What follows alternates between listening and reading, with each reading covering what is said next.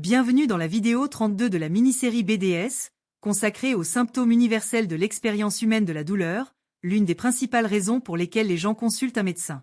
Pourtant, bien que nous la connaissions tous, nous nous interrogeons rarement sur sa véritable signification. La douleur est-elle uniquement un problème physique? Simplement une défaillance mécanique du corps?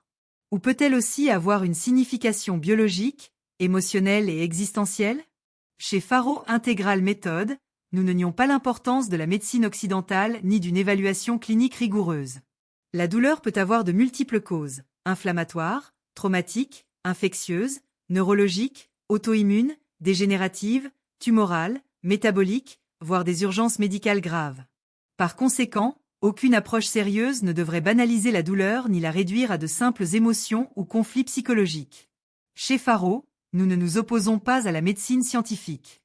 Nous cherchons à élargir notre compréhension de la souffrance humaine.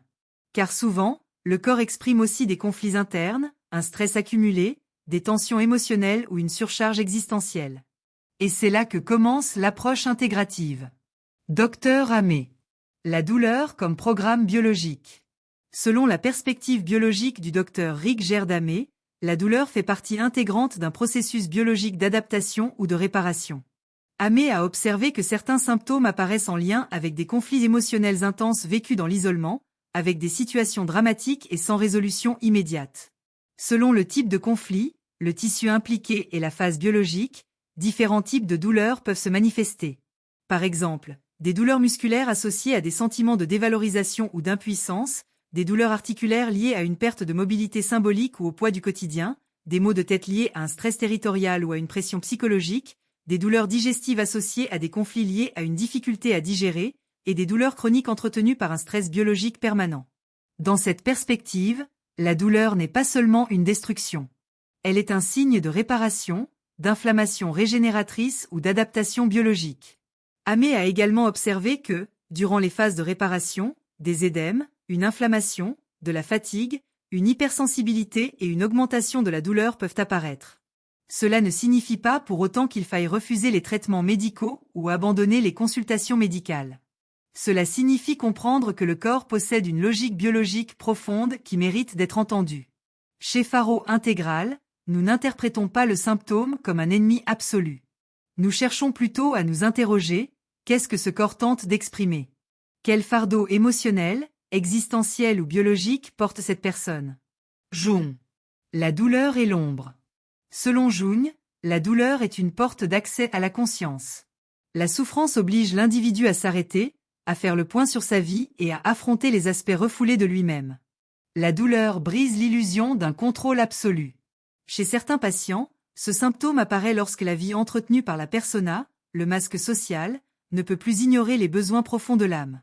Le corps commence alors à exprimer ce que la conscience n'entend pas. Wilber. La douleur dans les 4 cadrans. Selon Lacan, la douleur doit être analysée simultanément sur les plans biologiques, psychologiques, social, culturel et existentiel. Réduire toute douleur à des lésions physiques est aussi réducteur que de la réduire à des émotions. La souffrance humaine est multidimensionnelle. Médecine traditionnelle chinoise. En MTC, la douleur est souvent interprétée comme un blocage ou une perturbation de la circulation harmonieuse du QI et du sang. Là où la circulation est entravée, la douleur apparaît. Un stress émotionnel prolongé, en particulier la frustration, la peur ou une tristesse intense, peut altérer profondément la dynamique énergétique des organes et des méridiens. Taoïsme. Le taoïsme enseigne que le corps perd son harmonie lorsqu'une personne vit déconnectée de sa nature profonde. Souvent, la douleur n'apparaît pas seulement comme une blessure physique, mais comme le signe d'un décalage entre la vie que nous menons et notre vérité intérieure.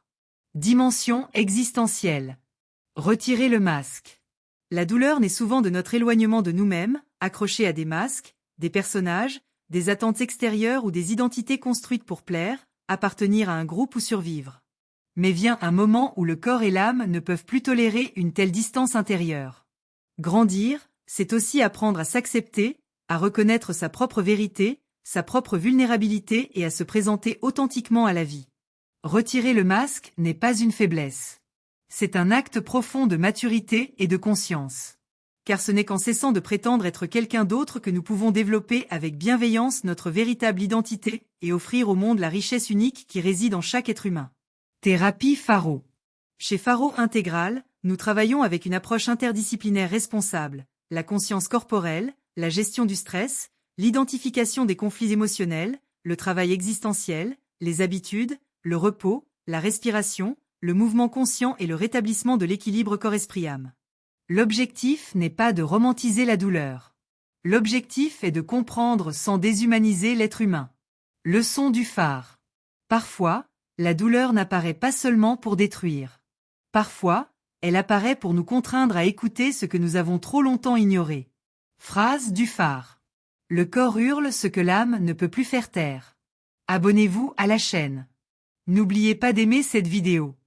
Si vous êtes un professionnel de la santé, indiquez-moi en commentaire d'où vous regardez cette vidéo et si vous souhaitez suivre une formation de coach Faro. Partagez cette vidéo pour sensibiliser le public. Étudiez avec Essie la méthode intégrale Faro. Apprenez les sciences en pleine conscience.